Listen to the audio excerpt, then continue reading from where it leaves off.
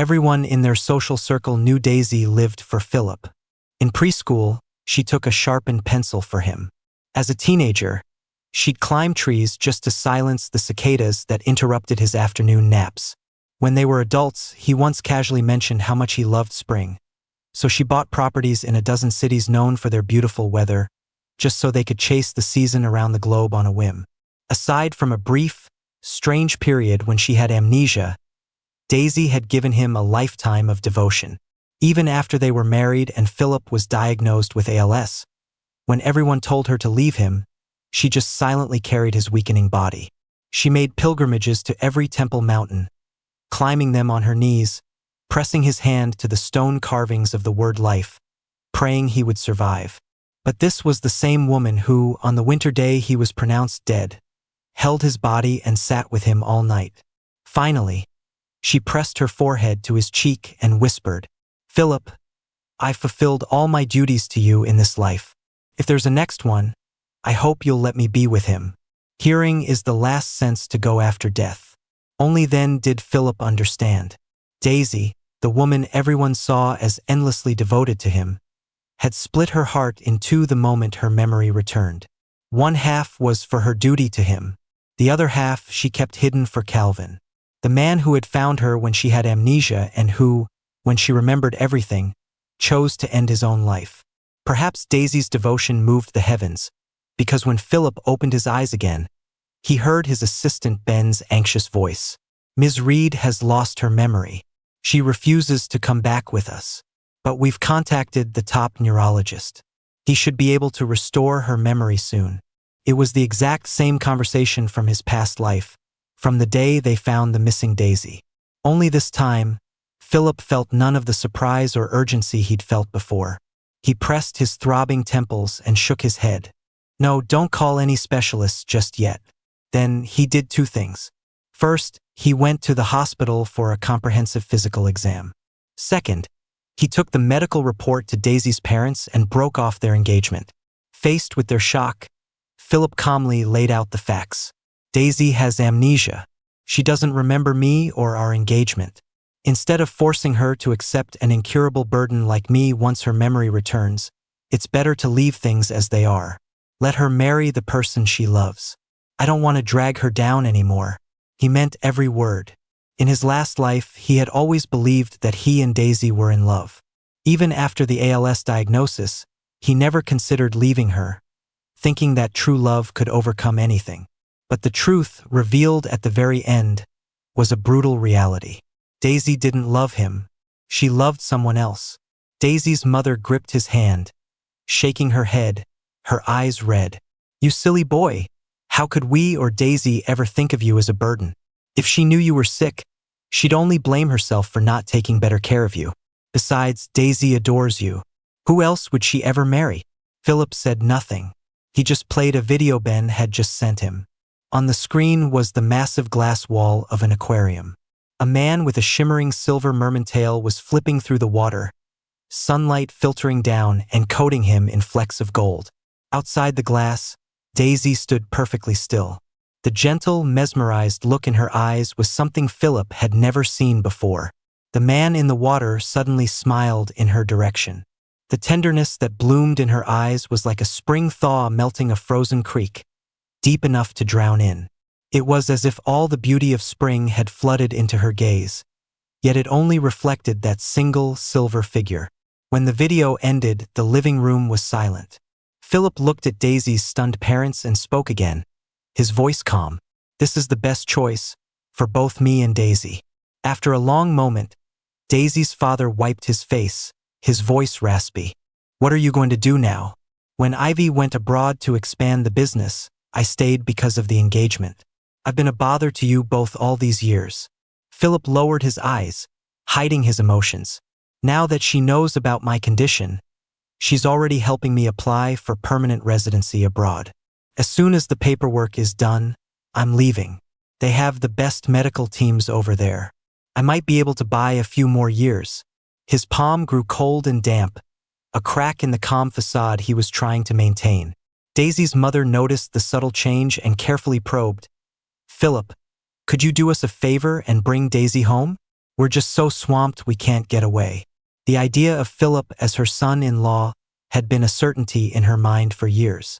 She couldn't believe their relationship could just end like this. What if? What if Daisy saw Phillip and remembered him? What if she got tired of that other man? There had to be a chance. As she thought this, she glanced at her husband and saw the same hopeful expression on his face. He clearly agreed. That's right, we just landed a huge partnership. I'm completely tied up, Daisy's father added, his tone full of regret. Phillip knew exactly what they were thinking, but seeing their pleading eyes, he couldn't bring himself to refuse.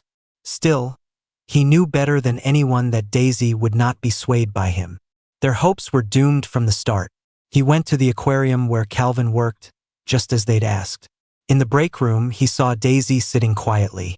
She was wearing the most ordinary casual clothes, a baseball cap pulled down low and a mask covering her face, hiding her delicate features as if she were afraid of being recognized. But in her hand, she held a pink piggy bank-themed thermos, a stark contrast to her cool demeanor. Phillip's gaze lingered on the thermos for a second, and she suddenly looked up, her eyes filled with alarm. "Who are you?" He spoke calmly, trying to reassure her. "Don't worry, I don't mean any harm." As soon as he said it, something seemed to click for Daisy. Her brow furrowed, and her voice turned cold and dismissive. "I'm not going back with you, so you can just forget it. I don't give a damn about the Reed family's high society life. To me, nothing is more important than Calvin."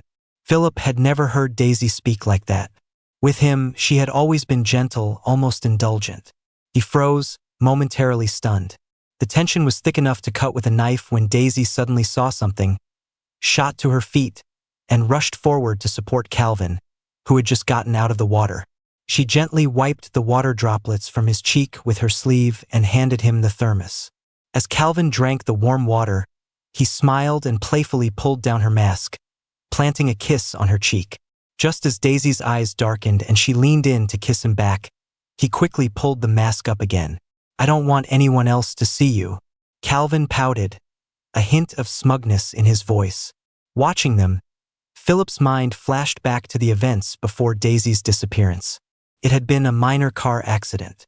The doctor said she only needed to be observed for 2 days before going home, but she had vanished from her hospital room. The last security footage showed a slender man using a morgue gurney to steal her away. No wonder she had been so hard to find. She had been hidden away, kept completely out of sight. Calvin finally noticed Phillip, and he froze, as if rooted to the spot. He quickly sent Daisy away and grabbed Phillip's wrist, his grip so tight with anxiety that his nails dug into Phillip's skin. Phillip winced in pain. Before he could speak, Calvin blurted out, "It's not my fault. I didn't hide her on purpose." Phillip saw the panic in his eyes clearly. "You and I both know the truth," he said coolly. Realizing he couldn't hide it, Calvin bit his lip, his desperation turning to defiance. His emotions flared. "Phillip, I know she's only ever had eyes for you. The second her memory comes back, she'll drop me and run right back to you. But I've been in love with her since the first time I saw her in high school. I've loved her for so many years and never gotten a second glance. This was my one chance. I just wanted her to stay with me a little longer. Just a few more days." By the end, his voice was choked with sobs. Phillip listened quietly, his gaze drifting past Calvin to Daisy, who stood behind him. The woman's eyes were dark, fixed on Calvin, her body tense. A storm was brewing in her gaze. His once devoted protector was now someone else's guard dog. If he made one wrong move toward Calvin, she would pounce and tear a piece out of him. Phillip couldn't quite name the feeling in his heart. He only knew that in this new life, he couldn't selfishly tie Daisy to his side anymore. After all, to her, he had only ever been a responsibility. He turned to Calvin and offered a faint smile. "You don't have to be afraid. I'm not here to break you up. I'm here to take you both back to the Reed's house." Calvin was stunned. "Both of us?" he asked, disbelieving. "You're the man she loves. If we left you behind, she wouldn't come with us either." Phillip remembered what happened in his past life. The bodyguards had forced Daisy home. She had torn at the bars on her window like a mad woman, her hands becoming a bloody mess. In the end, she jumped from the third-story balcony, stumbling away in a desperate attempt to find Calvin. Her parents, terrified she'd do it again, chained her hands and feet. She nearly tried to cut them off. She was determined to crawl to Calvin if she had to. It wasn't until the doctors restored her memory that she suddenly calmed down. But that was also when she learned of Calvin's suicide. She fell gravely ill, losing almost all will to live. It was Phillip, whispering pleas in her ear, who finally convinced her to open her eyes again. But Phillip didn't realize it then. From that day on, the way she looked at him never held the same raw emotion she'd had for Calvin. "Go pack your things. You're going back to the Reeds with Daisy." Phillip's voice was perfectly even. "Her parents know about you. They won't object to your relationship." Calvin's mind was reeling with questions. He wanted to ask if her parents blamed him for hiding their daughter, if Phillip hated him for stealing his fiancée. But all those questions were drowned out by a wave of overwhelming relief. He eagerly took Daisy's hand, grinning at her before turning to pack his things. Only then, certain that Phillip meant Calvin no harm, did Daisy finally relax. She pursed her lips, her tone softening slightly. "Sorry, I thought you were going to hurt him." Her mood lived and died with Calvin. No one remembered the times when Calvin's constant pestering would drive her crazy. She would burrow into Phillip's arms, putting on a pouting face and urging him to play the part of the jealous boyfriend and stake his claim. "Phillip, you have to tell them I belong only to you. And be mean about it." She'd even make fierce faces for him to copy. It would always end with both of them dissolving into laughter, tumbling onto the sofa in a playful heap. What a shame. Daisy didn't belong to him anymore. Phillip forced a smile and drove them back to the Reed estate. Daisy's parents were visibly disappointed but quickly composed themselves, telling Daisy stories about her past. When it was time to introduce Phillip, they hesitated. "I'm your childhood friend. You always treated me like a little brother." Phillip spoke up, deliberately drawing out his words in a mock complaint. "You even promised to set me up with someone, sis. Now that you've lost your memory, you've been slacking." Hearing this, everyone who knew the truth had complicated expressions. But Daisy didn't suspect a thing. She apologized again and even joked, all right. Once things settle down, your big sis will find you someone." She naturally reached out and ruffled Phillip's hair, a gesture so familiar that it even surprised her for a moment. But then she remembered he was like a brother, and she didn't think much more of it. Later, though, when she saw that her room was filled with old things belonging to her and Phillip, a nagging feeling of wrongness returned. She pushed the feeling down, instinctively not wanting Calvin to see. She carried everything out into the yard and set it on fire. The blaze woke Phillip from a deep sleep. He threw on a robe and went outside to see everything connecting him to Daisy engulfed in flames. Photos from their childhood, award certificates they'd won together, even a candy wrapper he'd left behind years ago. Every single piece of their shared history was turning to ash in the crackling fire. The flickering flames cast dancing shadows on Daisy's face. The cold glint of the moonlight in her eyes was sharp and clear. A sharp pain lanced through Phillip's chest, as if his heart was being squeezed. Since his rebirth, he had packed his schedule, numbing himself with one task after another. He thought he could suppress all his emotions, but in the quiet moments, the pain he deliberately ignored would always come roaring back. He dug his nails into his palm, not wanting Daisy to see him so vulnerable. Just then, Daisy turned and saw him. She smiled at him, her eyes open and kind. Back then, neither of us had partners, so being close didn't feel weird. She paused, her tone serious. "But now Calvin is living with me. He wouldn't be happy seeing these things, so I burned them. I hope you don't mind." Phillip shook his head and bent down to pick up a half-burned wooden doll. They had gotten it on a trip to some artisan village in the mountains. She had nearly slipped off a cliff to get this pair of charms, which were said to hold a special blessing. The villagers had said that if two people in love each kept one, they would be protected for all their lives. She would never remember any of this. "It's okay," he replied softly. "We can burn the stuff in my room, too." The heat of the flames washed over him, but Philip felt as if he were submerged in ice water.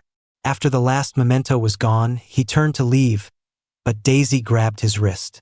Her eyes held a hint of helplessness. "Can you help me with something?" Soon, Philip understood what she wanted. Servants were bustling around the yard, carrying fireworks to the empty lot next to the house. Daisy went to help. When the last box was moved, she wiped the sweat from her forehead. In the dark, the light in her eyes shone particularly bright. "Calvin's been on edge since we got here. I tried to cheer him up all day, and he finally said he wanted to see fireworks." She pointed to the boxes. "They need to be set off in a specific order to spell something out in the sky. I'm worried the staff will mess it up, so I was hoping you could supervise." Philip froze, almost asking her what she thought he was. But before the words could leave his mouth, Daisy continued, "I feel at ease when you're around. I must have really trusted you before." She looked at him, her gaze sincere. "Can you?" In the silence, Philip managed a difficult nod. She immediately broke into a smile and thrust a bag into his hands. "These are for you to play with. A little thank you." She gave his head another affectionate ruffle and then walked away, her steps quick and full of anticipation. One firework after another exploded overhead, the sound deafening. Philip tilted his head back and read the words in the sky. "From dawn's first light to evening clouds, in motion or in rest, you're on my mind. From spring's first bloom to winter's snow, awake or in my dreams, my heart is yours."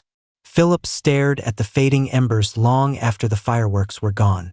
The night dew dampened his shoulders, a chill seeping under his collar, finally pulling him from his daze. He pulled his coat tighter and walked back toward the house.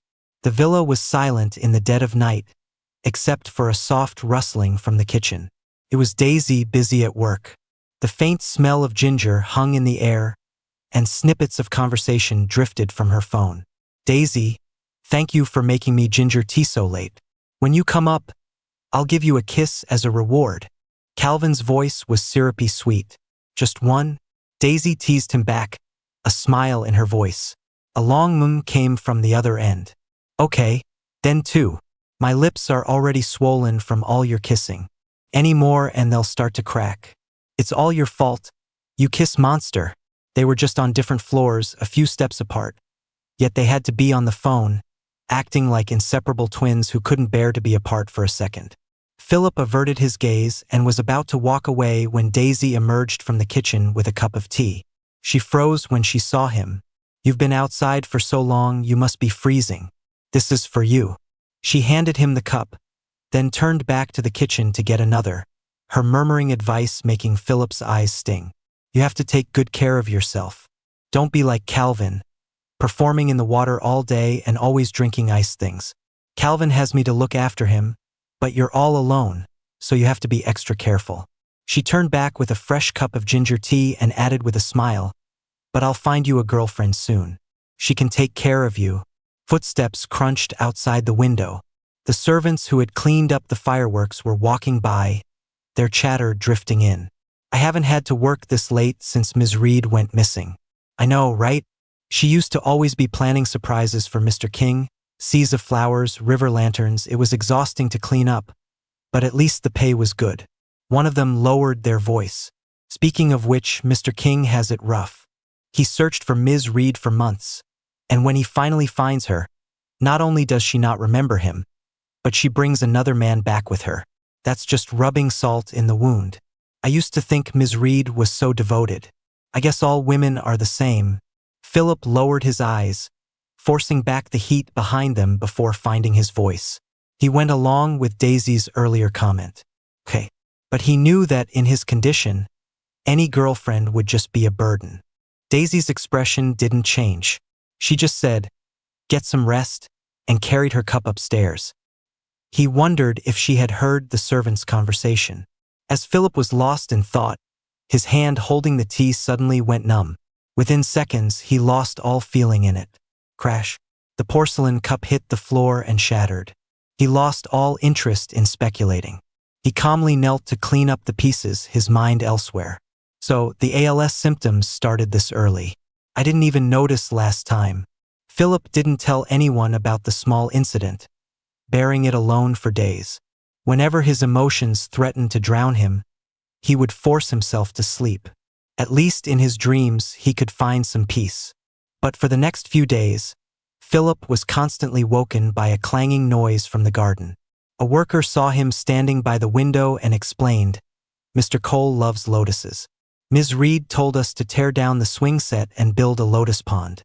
She said it should be in bloom by next summer." Philip's lips tightened. He watched as the wisteria-covered swing set was dismantled into a pile of scrap wood, just like the photos that had been burned to ash that night. Every year on his birthday, Daisy would be waiting by his bed, chin in her hands, ready to drag him to the wisteria swing for a picture the moment he opened his eyes. The cloud of purple flowers above their smiling faces, the light in her eyes reflecting only him. "Once we have 20 of these, you have to marry me." She used to declare it so bossily. The wisteria was in full bloom now, and they were only one photo short of 20. But Daisy had forgotten, and Philip couldn't tell her that wisteria also bloomed in the summer. It wasn't until the entire patch of land was planted with lotus seeds that Calvin suddenly stopped him in the garden. He held his chin high, deliberately showing off the ring on his finger. Daisy found the design for this ring in her room. She said she could tell it was meant for a future groom, so she stayed up for nights making it herself and proposed to me. He wiggled his finger. "Isn't it beautiful?" The design, a bird and a fish, was one of Philip's old favorites. He nodded, his tone sincere. "It's beautiful. It looks great on you." But Calvin's face suddenly darkened. "But I don't like it." "We both know who this design was for," he said, his gaze sharp as he stared at Philip. "You keep saying you have no feelings for Daisy, but all her past feelings for you are a ticking time bomb. You can't rest easy. So what do you want to do?" Philip asked. "I want—" Before he could finish, Calvin suddenly lunged sideways, plunging straight into the filthy water of the newly dug lotus pond. A powerful shove sent Philip stumbling to the side, and he fell to the ground. A sharp pain shot through his ankle. His palm scraped against the gravel, a burning sensation spreading up his arm. Before he could get up, he saw Daisy dive into the water like a madwoman. When she pulled Calvin onto the bank, both of them were covered in stinking mud, a complete mess. Daisy didn't care about herself. She frantically wiped the mud from Calvin's face, her voice filled with panic. "Calvin, are you okay? Did you swallow any water? Do your eyes hurt? Are you cut anywhere?" It took Calvin a moment to recover before he shook his head. He looked at Daisy with a pout, tears streaming down his face. "I'm okay, it's just the ring you gave me. Someone threw it in the water. I fell in trying to get it." He held up his hand. The ring was gone. "Daisy, the Reeds don't want me here," he sobbed. "Can we just go back to my little apartment? At least no one will bully me there." His pathetic act instantly tugged at Daisy's heart. She latched onto the key point, and her eyes turned cold. "Who threw your ring? Who bullied you?" Calvin bit his lip and said nothing, just shot a timid glance at Philip. The fear and hurt in his eyes were a clear accusation. Philip clutched his swelling ankle and spoke in disbelief. "It wasn't me." But Daisy shot him an icy glare, a look so cold it chilled him to the bone.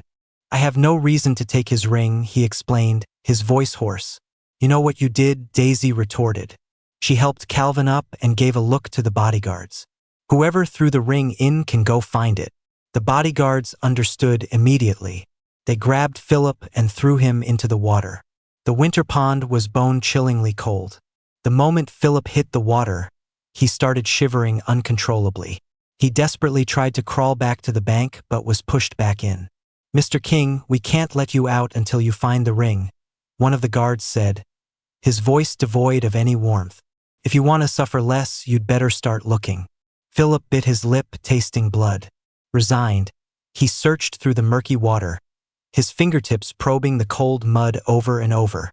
The filthy water seeped into his sleeves, making his fingers numb and stiff, almost losing all feeling.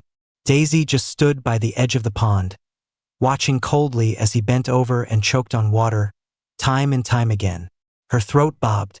For a split second, she wanted to jump in and pull him out, But the image of Calvin's tear-streaked face flashed in her mind, and she just clenched her fists.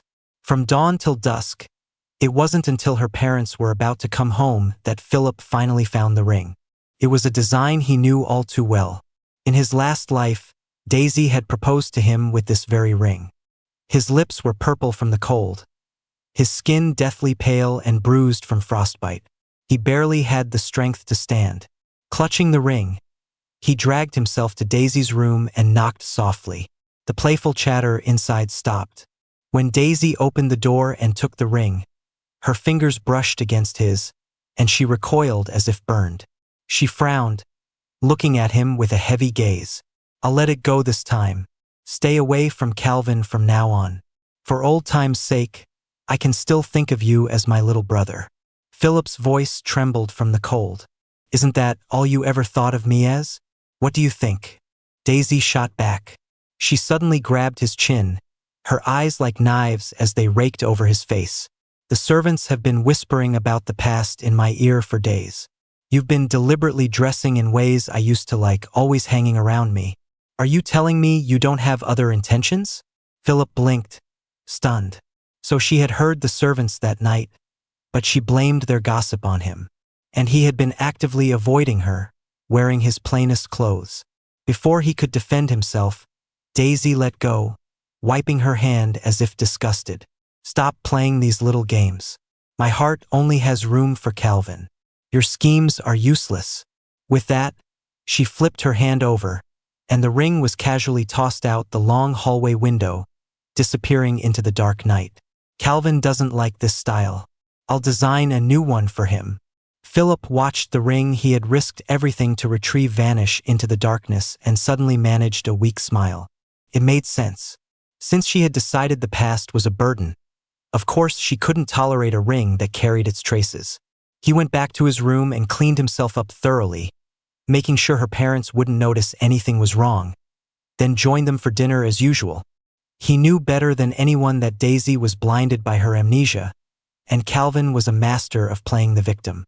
Even if he told the truth, she would only think he was being jealous and manipulative. There was no point. He understood all this, but when he lay down in bed, he couldn't sleep. Her look of unfamiliarity and disgust played over and over in his mind, stabbing at his heart like a needle. He stared at the ceiling, feeling a distinct emptiness in his chest, as if a piece of him was missing. He told himself he was just used to her attention, and its sudden absence was jarring. But after tossing and turning late into the night, he couldn't stop himself from getting out of bed and fumbling his way back to the garden, searching in the dark grass by memory. He couldn't explain why he had to find it. Maybe he just didn't want a ring that had once held so much sincerity to be thrown away like trash. His fingertips finally brushed against cold metal. He had just closed his hand around the ring and stood up when the villa behind him erupted in a blaze of fire. Fire! Fire! Somebody help! Flames shot into the sky, painting the dark night a terrifying crimson. "Get the hoses! Call 911. The area was instantly filled with shouts, the clang of equipment, and chaos. Phillip stood in a safe spot, not moving. He knew running around would only make things worse. Through the pandemonium, he heard Calvin's voice, strained and intermittent. "Daisy, don't go. You just took a burning beam for me. You're hurt. He's not worth the risk. What will I do if something happens to you?" The argument that followed became a blur. As Phillip strained to listen, he suddenly heard someone shouting his name. "Phillip." He looked up in a daze and saw Daisy standing in the window of his second-floor room. Her silhouette was stark against the dancing flames, her face etched with panic. "Phillip, where are you? Answer me." He shouted back with all his might, only to realize his voice was raspy and broken. Staring at her desperate figure in the fire, Phillip felt a wave of disorientation.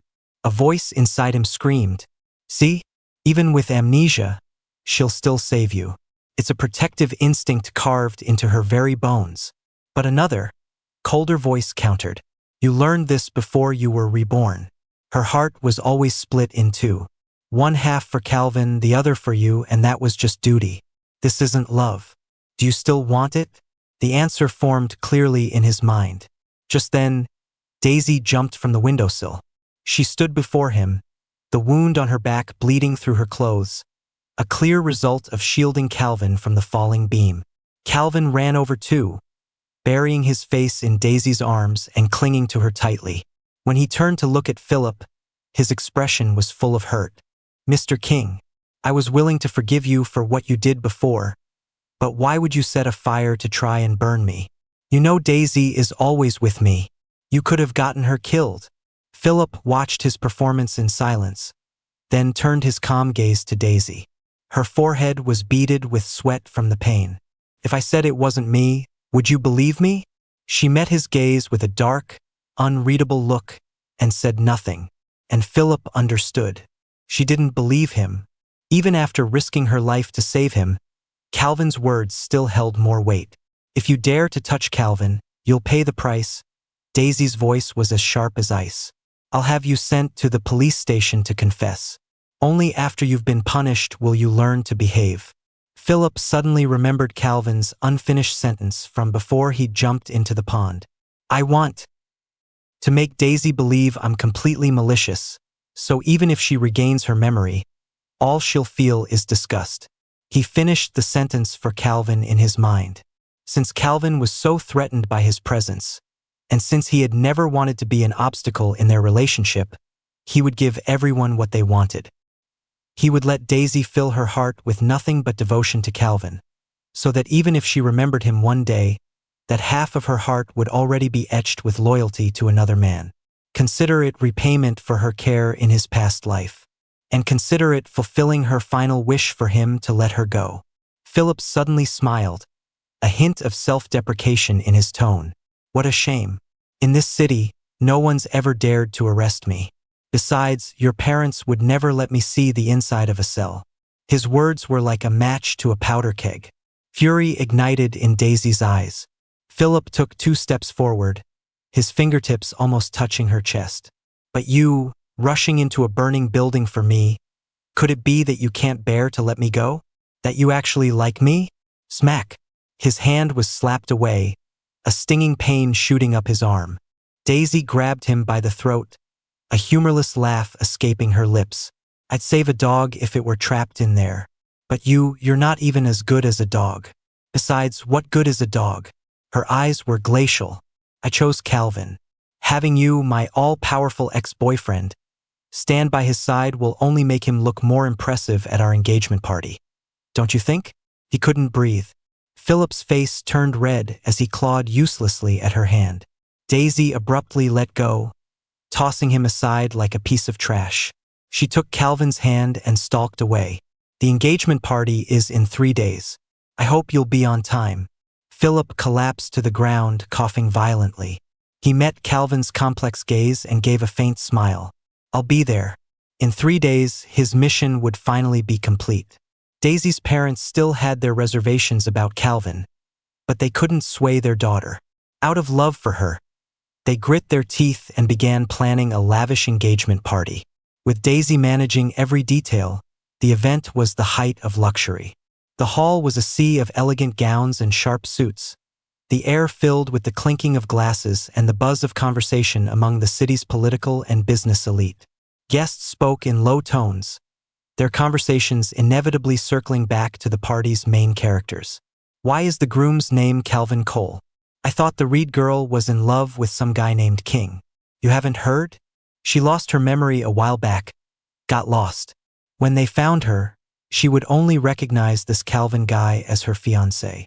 But wasn't she madly in love with Phillip King before?" An older gentleman nodded toward a corner where Phillip stood quietly, like an insignificant part of the scenery. The man sighed regretfully.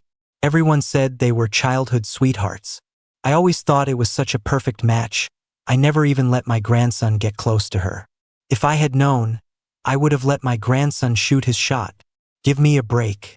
If she can discard a childhood sweetheart she grew up protecting, imagine the grief your grandson would have to endure if he married her. That's all in the past now." The men lamented, their words drifting over to Phillip. He tried to smile, but just then, all conversation in the hall ceased.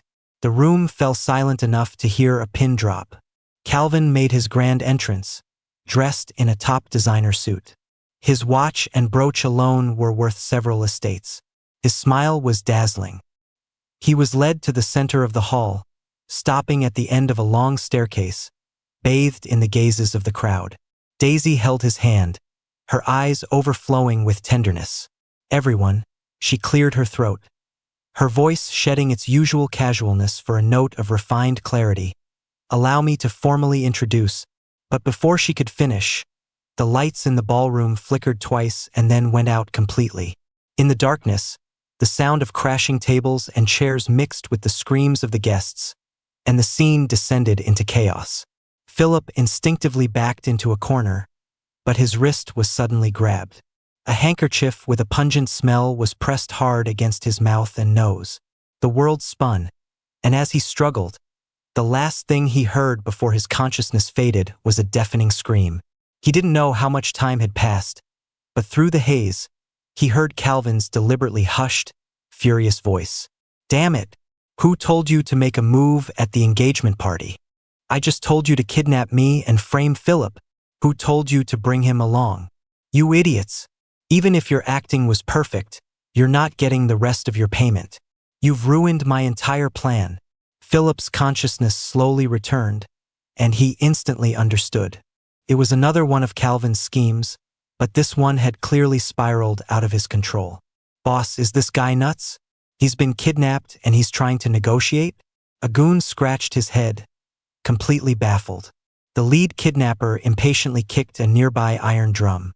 The loud clang echoed through the entire cabin. "Knock him out. He's giving me a headache." After a dull thud, Calvin's voice stopped. Philip continued to feign unconsciousness, but he secretly curled his fingers. During the struggle, he had felt a holster on one of their waists. These were not the petty thugs Calvin would have hired. The ferry's engine hummed, and he could hear the slap of waves against the hull. The salty sea breeze seeped in through the cracks, setting him on edge. What made his stomach drop was that the lead kidnapper's voice was familiar. He sounded like a rival businessman whom Daisy had recently pushed to the brink of bankruptcy. These men were clearly not here for Calvin's little charade. After the ferry had been moving for a long time, the kidnapper finally made a video call. "Ms. Reed, I have both your old flame and your new love. I'll give you a chance. Pick one. Who do you choose?" The camera panned to the two men lying side by side, their fine suits wrinkled and disheveled. Both had their eyes closed, their faces pale as sheets. One is the childhood sweetheart you've known for 20 years. The other is the man you've sworn your love to after losing your memory. Who will it be? Several Reed family yachts were in hot pursuit behind them. Daisy discreetly glanced at her team positioned underwater, maintaining a calm facade. But when her eyes landed on a red mark on Calvin's shoulder, she lost her composure. "You touch one hair on his head, and I'll make sure every last person in your family pays." Philip lay with his eyes closed, but he couldn't stop the sudden burn of tears.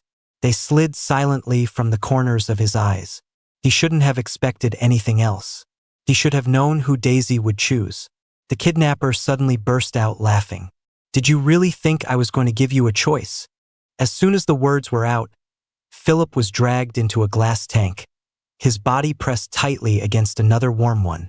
The glass tank holding both men was thrown violently into the sea, creating a huge splash. Stones weighted the bottom, pulling it down faster and faster. Thank God he had managed to feign unconsciousness. He still had the strength to fight. Philip quickly kicked off his dress shoes and used the hard metal heel to smash against the glass. The current swirled around him, glass shards slicing his arms and legs. He clenched his jaw, dragged the unconscious Calvin out of the tank, and swam desperately for the surface. By the time he broke through the water, he was nearly exhausted, but he couldn't stop. He pushed Calvin onto a piece of driftwood and gently tapped his cheek. "You have to live. If you live, her obsession in this life will finally have a home." Philip was pushing the driftwood toward the shore when the damned ALS suddenly kicked in. His arms went completely numb. He only had time to let go of the wood before he sank powerlessly into the deep sea. He kept his eyes open, watching the shimmering light on the surface, gradually accepting his fate. Fine. Let it be like this. Before he lost consciousness completely, he thought he saw someone reaching for him with all their might. Was it a hallucination?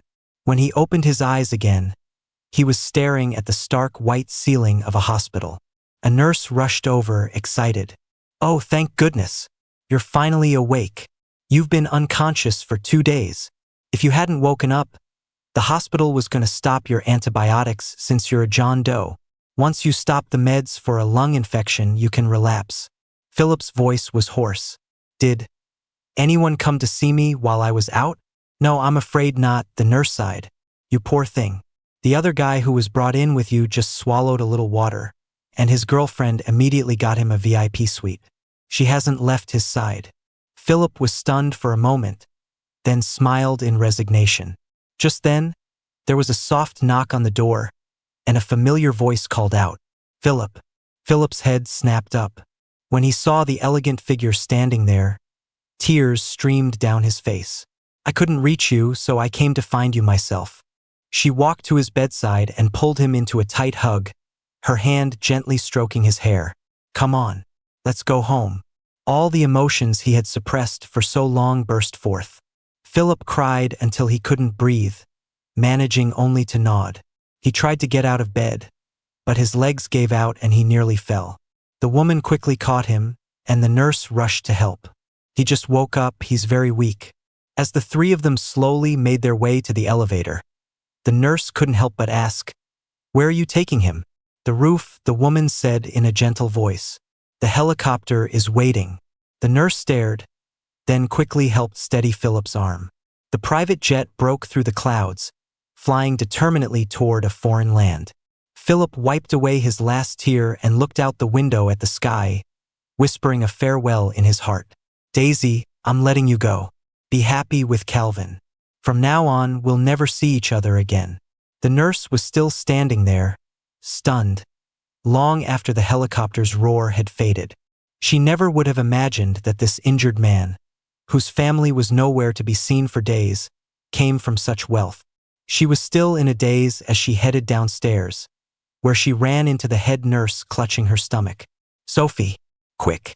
Go to the VIP room and draw Mr. Cole's blood for another test." Before she finished, she dashed into the nearby restroom. The nurse, Sophie, rolled her eyes and pushed the medical cart toward the VIP room. The whole hospital was buzzing about it. That Ms. Reed had flown in top psychiatrists from all over the world just to make sure Calvin had no lasting trauma from the incident. The consultation fees alone were more than most people make in a lifetime. As Sophie pushed the cart into the room, she saw Daisy covering Calvin's eyes with her hand, letting his nails dig into her forearm. She didn't even flinch as beads of blood welled up. When the needle went in, her hand never moved. She just whispered soothing words to him. When the needle was removed, Daisy even cupped the 4-tube in her hands, warming the fluid before it entered his veins. As Sophie backed out of the room, she heard Calvin offer to share a pair with her. The woman's voice was a mix of helplessness and pleading. "Sharing a pair is bad luck. Calvin, I don't want to be separated from you." Sophie sighed to herself. A beautiful, rich woman like that, so caught up in superstition. That Calvin sure was lucky. But she didn't know that in the room, as Daisy's eyes fell on the pair in Calvin's hand, a completely unrelated memory surfaced. It was a beautiful, sunny day.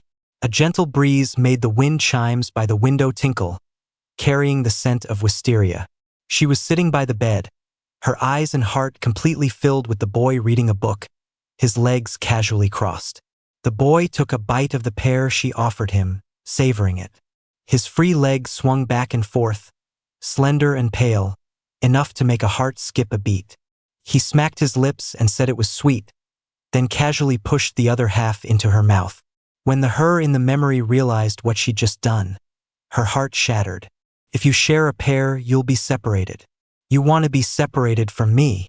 The boy's eyes widened in surprise at her dramatic reaction, but his face was shrouded in a mist, and she couldn't see it clearly. Later, they searched online and found that, to break the curse of the shared pear, everyone in the family had to take a bite of the same pear. So the two of them, like a couple of kids, held hands and flew halfway across the world to find her parents, who were away on business. On the plane, the boy finally started to laugh. "You really can't bear to be apart from me, can you?" After seeing the curse broken with her own eyes, her anxious heart finally calmed. Her palms were still sweaty from nerves, but her tone was bossy. "Of course. And I'll never give you a chance to leave me." Daisy instinctively pressed a hand to her chest, where her heart was hammering from the memory. The her in the memory cherished that boy with an almost obsessive devotion. It was as if letting go of his hand meant being drenched in a never-ending rain for the rest of her life. A sense of panic rose in Daisy's chest. Who was that person? Was it Phillip? The familiar feeling of restlessness washed over her again, more intense than ever before. It felt like something incredibly important was slipping away. She thought back to the kidnapping at the engagement party. The moment Phillip and Calvin were thrown into the sea, her heart felt like it was being squeezed by an iron fist. She didn't even have time to think her body had already reacted, diving into the water. She saw Phillip pull Calvin to the surface and push him onto the driftwood, while he himself sank like a broken kite into the deep. Logic told her to save Calvin first. He was her fiancé. It was her duty to save the man she loved. Phillip had her men with him. Someone would save him. He wouldn't die. But as she got closer to Calvin, instinct grabbed her hand and forced it to reach toward that bottomless blue. This was wrong, Daisy told herself. Even if they were childhood sweethearts, even if her parents and Phillip himself had all said she'd always treated him like a brother, he shouldn't be this important to her. But what if the boy in that sudden memory really was Phillip? Then what exactly had he been to her? Daisy shot to her feet. The chair behind her scraped loudly against the floor. Meeting Calvin's confused gaze, she pursed her lips. "The 4 is almost done. I'll go get the doctor." She paced the hallway for a long time before finally dialing one of her subordinates. "Find Phillip. I need to ask him something." She had to ask Phillip herself. She had to know what their relationship really was. The subordinate was surprised that Daisy was looking for Phillip. When she'd brought them to the hospital, Ms. Reed had clearly prioritized Calvin, putting Phillip in the emergency room while she stayed with Calvin in the VIP suite. Now, no one knew where Phillip was. Cold sweat dripped down the subordinate's forehead as she forced out a "Yes, ma'am." With no other choice, she went to the emergency room and started asking around. "Where is Mr. King?" The ER nurses looked at each other, none of them recognizing the name. The subordinate grew frantic, her voice rising. "The man who was brought in for drowning with Mr. Cole the other day. The nurse who had taken care of Phillip happened to be passing by." "Oh, you mean him? His family picked him up this morning. They left in a private jet, actually." The subordinate's face went white, cold sweat soaking the collar of her shirt. She could already see herself being fired. She dragged her feet back to the VIP room to find Daisy gently patting Calvin's back, having just lulled him to sleep. "Ms. Reed, Mr. King is..." Daisy held a finger to her lips, signaling for her to be quiet. She tucked the blanket around Calvin, then nodded to her subordinate, indicating they should talk outside. She had only taken 2 steps when she felt a gentle tug on her clothes. Daisy looked down into Calvin's red-rimmed eyes. "Daisy, if you go find Mr. King, does that mean you don't want me anymore?" She didn't understand his sudden insecurity, but she softened her voice anyway. "Don't be scared. I just need to confirm a few things with him." Confirm what? Confirm who Phillip was? Or confirm their past together? 1,000 questions swirled in Calvin's mind. Had Daisy remembered something? If she really went to find Phillip, would she still treat him this well? He didn't dare think too deeply. He just furrowed his brow, his voice trembling. "My head hurts so much." Daisy saw through his act almost instantly, but she played along, letting him collapse into her arms. She patted his back while ringing for a doctor. This little drama had played out several times already. Whenever she showed any sign of wanting to find Phillip, Calvin would feign illness to distract her. After a while, Daisy started to see the pattern. Calvin was afraid of Phillip. But if Phillip was really just her childhood friend, why would Calvin be so nervous? Her thoughts were a tangled mess. A ridiculous idea even crossed her mind. but she quickly dismissed it. If she had truly loved Philip in the past, how could he possibly tolerate her being with Calvin now? She silently brushed a stray hair from Calvin's forehead, watching his trembling eyelashes. She knew he wasn't really asleep. Calvin was supposed to be the love of her life. So what if she found out the truth about her relationship with Philip? It would only hurt Calvin. It wasn't worth it. Daisy made up her mind. She never mentioned looking for Philip again and continued to be as caring toward Calvin as ever. But the more she tried to be rational, the more her thoughts drifted. If Philip had been her lover in the past, what did falling for Calvin mean to him? The next time her mind wandered, Calvin bit his lip, his nails digging into his palm. Daisy, you're not listening to me again. Do you not love me anymore? Daisy snapped back to reality, her lips pressed into a thin line. Sorry. Then do you remember what I just said? She shook her head honestly. I said I want to see the opera. There's an international troupe that's won awards for years, and they're in town. Calvin huffed. And after, I'm going to quiz you on the plot. If you get it wrong, you're not allowed to kiss me anymore. That's your punishment for spacing out. He was secretly pleased. This way, Daisy would have to focus on the story and wouldn't have time for her confusing thoughts. But as the opera reached its climax, Calvin saw Daisy staring at the stage, lost in thought again, and his face fell. On stage, the leading lady, abandoned by her lover, sat alone on a garden bench, her monologue ringing out with heartbreaking clarity. Before I saw you, I felt no sorrow, nor did I sigh. Upon seeing you, I did not lose my reason. But now that I have not seen you for so long, my soul feels as if something has been lost.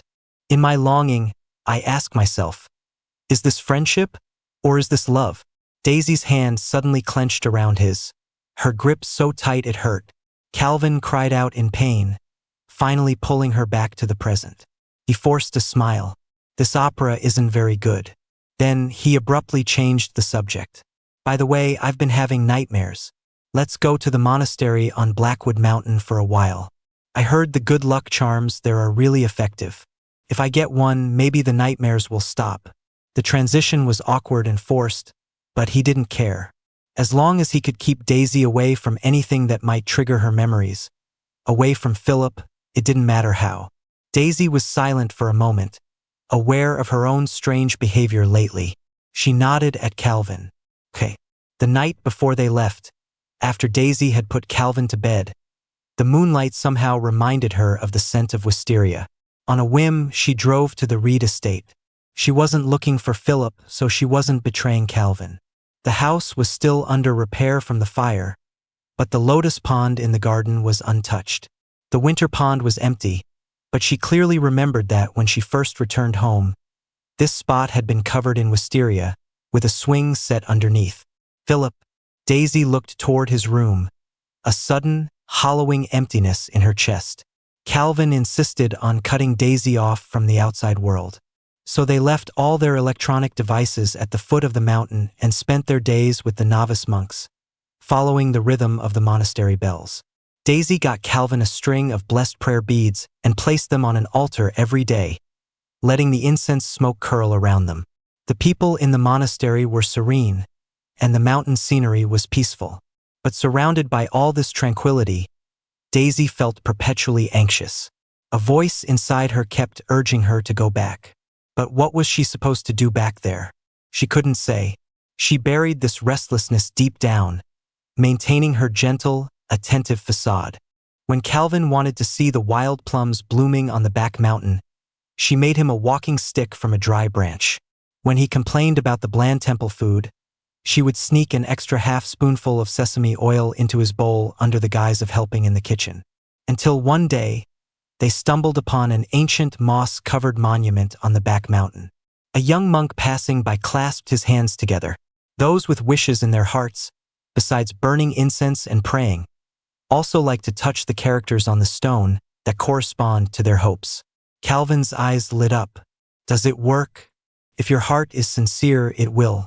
He immediately took Daisy's hand and pressed her palm against the character for success, his own fingers tightly overlapping hers. His eyelashes fluttered as he closed his eyes. I pray that my relationship with Daisy will be successful and that we will love each other for all our lives." Daisy's lips curved into a gentle, warm smile, but there was no real warmth in her eyes. Instead, her chest felt hollow, as if a piece had been carved out, a dull ache spreading through her veins. This feeling had become more frequent lately, sometimes too strong to suppress. She started taking long walks alone, deeper into the mountains, waiting for the strange restlessness to subside before returning to Calvin's side with a composed expression.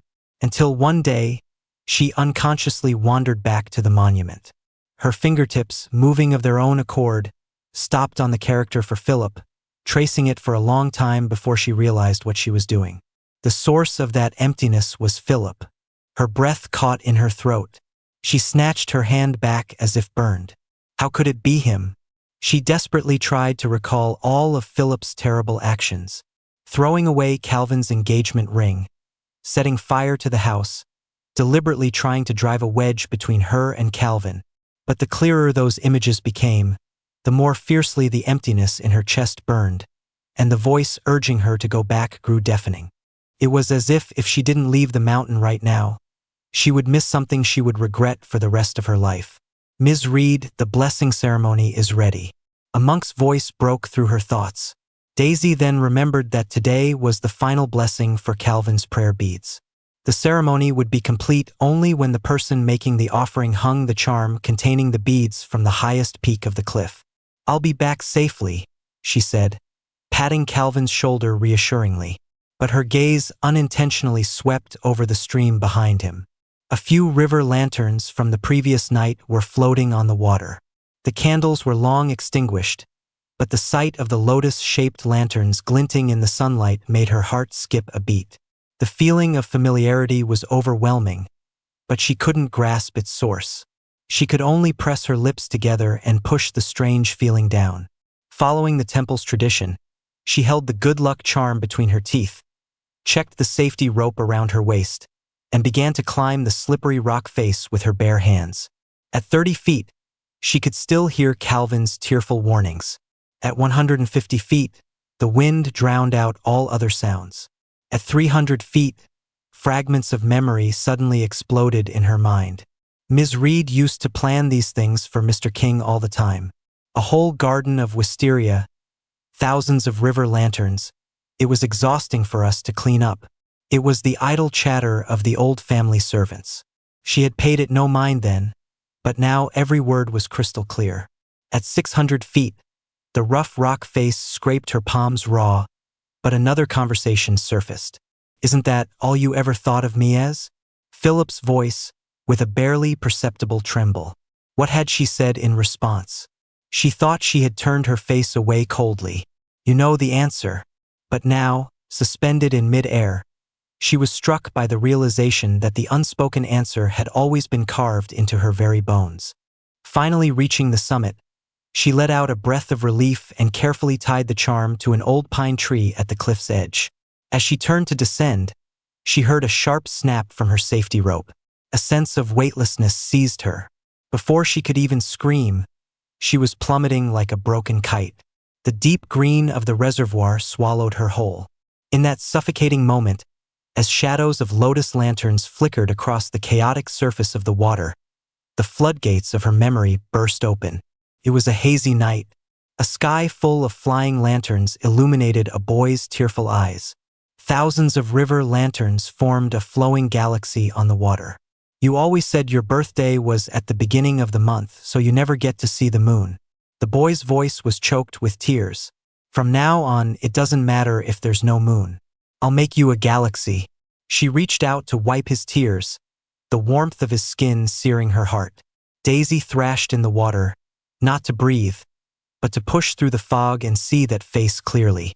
Her head felt like it was being pierced by countless needles. The pain so intense she curled into a ball, but she refused to let go of that sliver of clarity. After a long, long time, just before her consciousness faded completely, she finally saw it. Those eyes, tearful yet smiling, belonged to Phillip. "Phillip," she murmured his name. As the water closed over her, all her buried memories came rushing back like a tidal wave. In Philip's memory, the snow in the city always came late. As a child, he lived for winter. He would cling to Daisy's arm, counting the days on his fingers, his eyes sparkling. How many more days until it snows? You have to build me a whole yard full of snowmen. But Daisy's hands were hopelessly clumsy when it came to building snowmen. She would usually build 10 just to get one that was barely presentable, and she would still proudly show it off. Look, it's a dragon I carved. Philip would run over, full of excitement, only to see a worm-like pile of snow. He'd cover his face in mock despair, but she would look so serious that he'd collapse into the snow, laughing. Thinking of this, Philip couldn't help but smile, then quickly shook his head, gently pushing the memories away. The cold wind outside rattled pellets of snow against the window, the crisp air filling his nose. He opened the window. A blanket of white had already covered everything. The time he'd spent abroad, from the initial struggle to adapt to the current stability, felt like a century. His stepsister, Ivy, took excellent care of him. She went with him to countless hospital appointments and followed the doctor's prescribed diet down to the gram. When he once casually mentioned craving a taste of home, she scoured Chinatown for all the right ingredients to make it. Ivy's cooking skills were honed by time. Years ago, after their parents' car accident, he had locked himself in his room, refusing to eat. It was Ivy, barely an adult herself, who awkwardly tied on an apron and learned to cook his favorite dishes from a cookbook. Back then, he had clung to the stuffed rabbit his mother had left him, crying himself to sleep every night. She had silently packed away their parents' belongings, shouldered the weight of the family, and shielded him from the world. She had been both a sister and a mother, single-handedly holding his world together. The sense of security he felt with Ivy was bone deep. Philip rested his chin on his hand, looking out the window. He saw the neighbors' kids had built a row of snowmen with red scarves, their round shapes endearingly clumsy. He couldn't help but laugh. He ran downstairs like a child, just as Ivy was setting breakfast on the table. Even the sandwiches had been carefully cut into the shape of bunny ears. He glanced at Ivy's plate. Hers was just cut diagonally, with the crusts from his sandwich piled on the side. A wave of warmth, mixed with a hint of bittersweetness, washed over him. Ivy, I want to go play in the snow. He looked at his calm, composed sister with pleading eyes. Ivy never restricted his freedom, but the worry she couldn't hide in her eyes whenever he went out alone always made him feel guilty. So he quickly added, I feel really good today. If you're not busy, will you build a snowman with me? Ivy put down her glass of milk, a soft smile spreading across her face. Of course. She watched him finish the last bite of his sandwich. As he eagerly bolted for the door, she suddenly grabbed his collar and pulled him back. Put on your scarf. Before he could protest, a thick scarf was wrapped around his neck, followed by insulated gloves, fleece-lined snow boots, and fluffy earmuffs. Finally, she bundled him into a knee-length down coat. Only when he looked like a roly-poly Michelin man was she satisfied, patting him on the head. Philip couldn't stop laughing at his bulky reflection in the mirror. With a sister like you, who needs a girlfriend? He paused, then added lightly, trying to sound cheerful, the care, the protection, even the sense of security. It's exactly the same as what I used to get from Daisy. He meant it to reassure Ivy that he was truly over the past. But as Ivy placed a woolly hat on his head, her fingers brushed against his cheek, leaving a trail of heat. Her eyes were deep, as if trying to pull him in, but her lips held a faint smile. Perhaps Daisy and I were never that different to begin with. After she said it, she bent down to tie the hat's straps under his chin, making a perfect bow, as if her profound statement had been nothing more than an offhand remark. But Philip froze, feeling as if something had just hit him. What did Ivy mean? The same as Daisy? The same in that one day she would suddenly forget him? That she would hurt him for someone else? No. He immediately rejected the thought. Ivy wasn't Daisy. She would never do that. But her cryptic words still bothered him. She always did that, spoke in riddles, leaving him to guess her meaning. Philip stomped out into the yard and started jabbing the snow shovel into the ground, pretending the snow was Ivy's mysterious face. Clang. The shovel slipped from his grasp and fell with a dull thud. Phillip tried to bend down and pick it up, but his arm was frozen in midair. He couldn't move. Before he could call for help, he felt a lightness as he was swept up into a pair of strong arms. Resting against Ivy's chest, he could hear her steady, powerful heartbeat, a reassuring rhythm. LS. The doctors said it was incurable, that medication and care could only slow its progression. The muscles would gradually weaken, stiffen, and atrophy until eventually it felt like being frozen in ice, making even breathing a luxury. Lying in bed, watching Ivy tuck him in, Phillip still had the presence of mind to joke. It was just too cold outside. It froze me solid. Ivy leaned over him, her voice trembling slightly. That's right. When it gets warmer, you won't be frozen anymore. This time, it was Phillip's turn to be silent. After a long moment, he spoke softly, his tone serious. Ivy, in my condition, I'm not fit to be anyone's husband, and certainly not anyone's lover. It was his gentle way of refusing a love he couldn't possibly reciprocate. But Ivy looked up, leaning closer, her gaze locking with his. The intense affection swirling in her eyes startled him. He had been oblivious for so long. Her expression suddenly softened, her voice as calm as if she were discussing the weather. To me, if you choose me as your sister, I will care for you as family. If you choose me as your lover, it just means adding a wife's devotion on top of a sister's love. It's not really different. She paused. It's just that I'm greedy. I want to hold more than one place in your heart. Phillip, don't say no just yet. She looked at him, a careful plea in her eyes. You have to at least let me try to prove it. Daisy was rushed to the hospital after her fall from the cliff and barely managed to survive. But the doctors were puzzled. All her vitals indicated she was out of danger, and her brain activity was unusually high, not at all consistent with a vegetative state, yet she showed no signs of waking up. Her parents rushed to the hospital. Seeing their daughter lying motionless, they turned on Calvin, who was standing vigil by her side. I told you you were a disaster, but Daisy was completely bewitched by you. If we hadn't listened to Phillip and given up on getting a doctor to restore her memory, we never would have brought you into our home. None of this would have happened.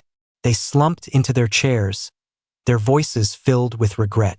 When Daisy was with Phillip, things like this never happened. We should have never listened to Phillip. Phillip. The name echoed in Daisy's mind. A dull, familiar ache. A small, round face emerged from her memories. A man pushed a small figure forward, smiling. This is my son, Phillip. Phillip, say hello to your aunt and uncle. Hello, auntie, uncle. The voice was sweet as honey. A young Daisy secretly pouted, but seeing her parents' delighted faces as they offered him cake, she quickly pulled the cake plate toward herself, glaring at the little boy. Daisy, don't be rude. Share with your little friend. The little boy blinked his big eyes and called her Daisy in a soft voice. Humph. Did he think he could bribe her that easily? But the dimples that appeared when he smiled were undeniably cute. In the end, little Daisy magnanimously gave him the smallest piece. The way he called her Daisy became even sweeter. Your name is Phillip? As in, Phillip the lion? I think so. Little Phillip didn't know how to write his name yet. Later, Daisy found out it wasn't. He was so dumb. But on his 18th birthday, she still filled the garden with white ginger lilies. The sea of white flowers bloomed like a flurry of butterflies. She pulled Phillip, who was dressed in a new suit, over to the wisteria swing. Her cheeks were as red as a tomato as they took their traditional photo. She clutched the picture, her palms sweating, and pretended to be casual. Once we have 20 of these, you have to marry me. Huh? Phillip, who had been adjusting his tie, froze, looking completely lost. You kissed me when we were kids. You can't marry anyone else. She felt a little guilty, not mentioning that she had been the one to lean in and lick the cream off his lips. The young man's eyes curved into a smile. All right then, I guess I have to take responsibility. In that moment, Daisy felt her heart pound like a drum. The wisteria and white ginger lilies in the garden bloomed around them, like the sweetest teenage dream. But what happened after? The memory suddenly shifted to the Reed estate, rebuilt after a fire, the lotus pond lying still in the night. Where was the wisteria swing? Confused, Daisy walked upstairs to Philip's room. A smile touched her lips. It was past midnight, he should be asleep. She decided not to wake him. She turned and opened the door to her own room. The familiar furnishings came into view, but her eyes widened in horror. The doodles they had drawn together, the awards they had won, the candy wrappers she had saved, and the photo that symbolized their engagement, all gone. She looked up frantically and saw the wooden doll from the mountain village still on the bookshelf, and her heart steadied slightly. But the next second, the doll burst into flames. Daisy snatched it, desperately trying to put out the fire, but could only watch as it turned to ash. The villa was on fire again, consuming what was already charred.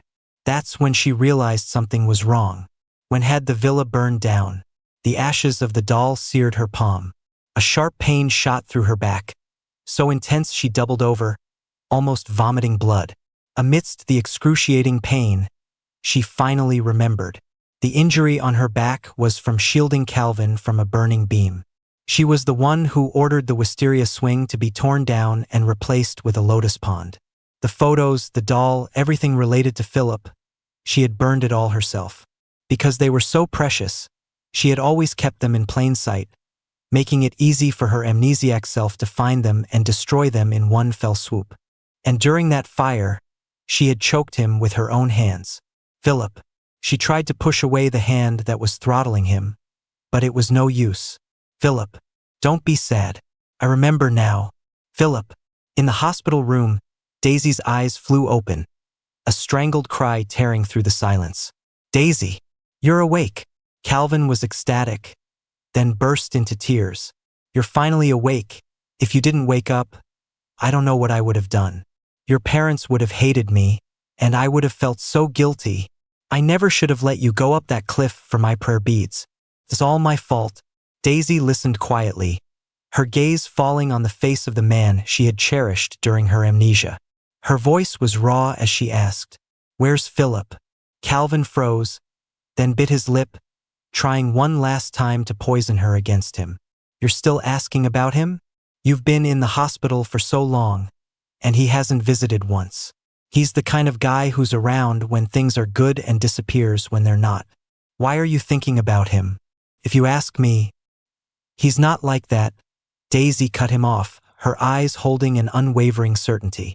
She knew Philip better than anyone. He's not visiting because he's angry with me. Remembering all the things she had done to Philip while she had amnesia, her heart felt like it was being crushed in a vice, the pressure making it hard to breathe. She threw off the covers in a panic and strode toward the door. Calvin grabbed her from behind, holding her tight.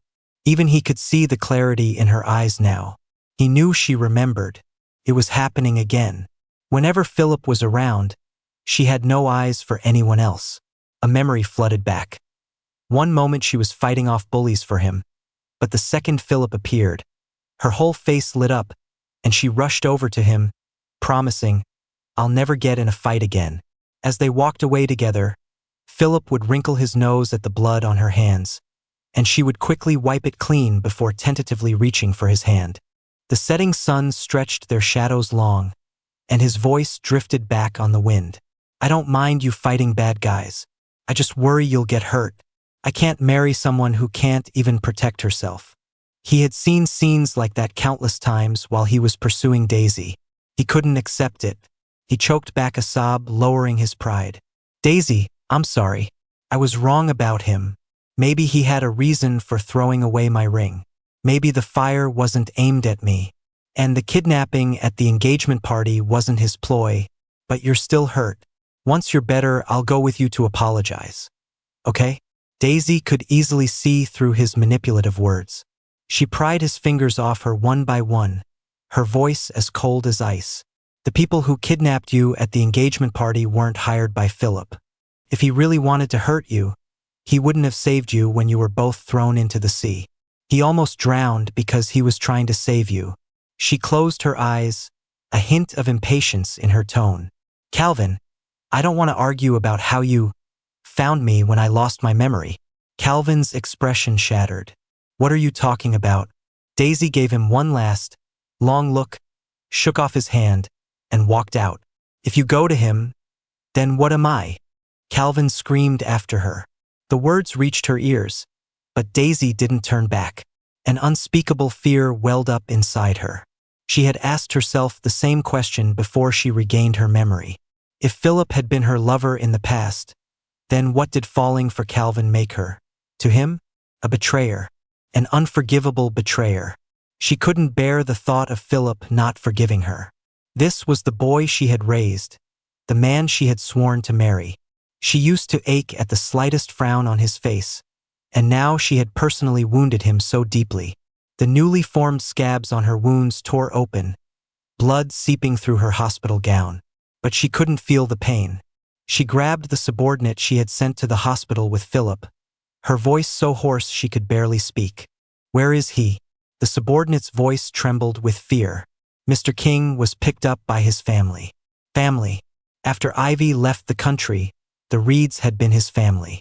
Daisy shoved her aside and stumbled down the stairs, driving to the Reed estate at a breakneck speed. At the gate, she practically fell out of the car and started pounding on the door, blood dripping from her clothes and staining the ground a sickening red. Finally, her strength gave out. She collapsed in a pool of her own blood and looked up at her parents' horrified faces, her voice a desperate plea. Where is Phillip? Her parents exchanged a pained look. Her mother turned away. Phillip, he went abroad with Ivy. Daisy, forget him. Daisy couldn't believe what she was hearing. That's not possible, she mumbled, as if trying to convince herself. He promised to marry me. He promised he'd never leave. How could he go? Her hands dug into the doorframe, her grip so tight it seemed she would crush the wood. She turned back to her parents, a smile on her face that was more painful than tears. He's just angry at me. You're helping him trick me, right? It's okay if he's angry. I'm the best at cheering him up. When they were little and she stole his snacks, she would pull out a lollipop bigger than her face to make him smile through his tears. Later, when he got mad at her for being reckless, she would cling to him shamelessly until he couldn't help but laugh. Mom, Dad, just tell me where he is. I'll make it right, I promise. Enough. Her mother couldn't take it anymore. She grabbed Daisy's arm, her eyes filled with a grief Daisy couldn't understand. Phillip broke off the engagement with you when you had amnesia. So what if you make up with him? He's not coming back. Her voice dropped, filled with exhaustion. He didn't want to be a burden, Daisy. That's why he convinced us not to restore your memory. That's why he chose to leave. A burden? Daisy repeated the word as if it had burned her. Her mother closed her eyes and took a deep breath, finally telling her the truth.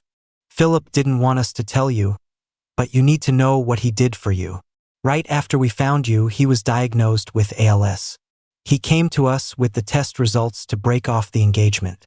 He said your heart was with Calvin now, and it was better for him to leave while you didn't remember him. He didn't want to weigh you down for the rest of your life. He said it was the best choice for you.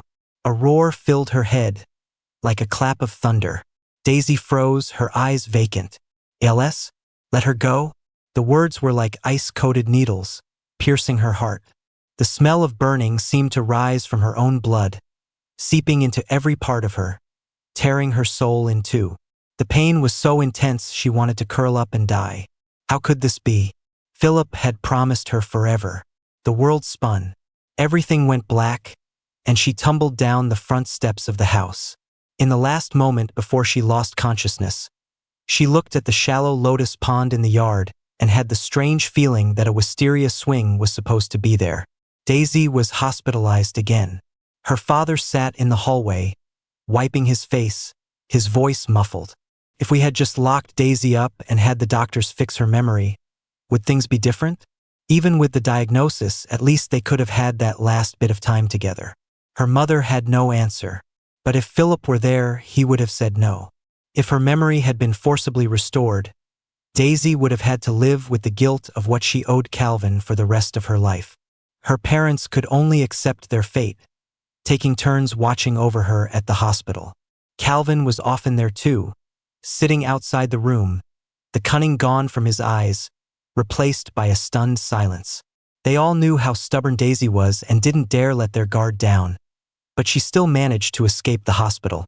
When they found her, she was in Phillip's room at the Reed estate. She was curled up on the replicated bed, clutching the white sheets, her eyes shimmering with unshed tears. The fire had destroyed the original room. No matter how perfect the reconstruction, it could never be the same. Daisy clearly knew this, but the emptiness in her heart was a gaping wound. When she missed Phillip, there was no trace of him left to hold on to. She could only seek comfort in this imitation space, drinking poison to quench her thirst. Her parents sighed but didn't have the heart to wake her. Later, the lotus pond in the yard was filled in. Daisy planted new wisteria and built a swing set beside it. She would sit there all day in silence, like a ghost, her eyes occasionally drifting to the gate, as if waiting for someone.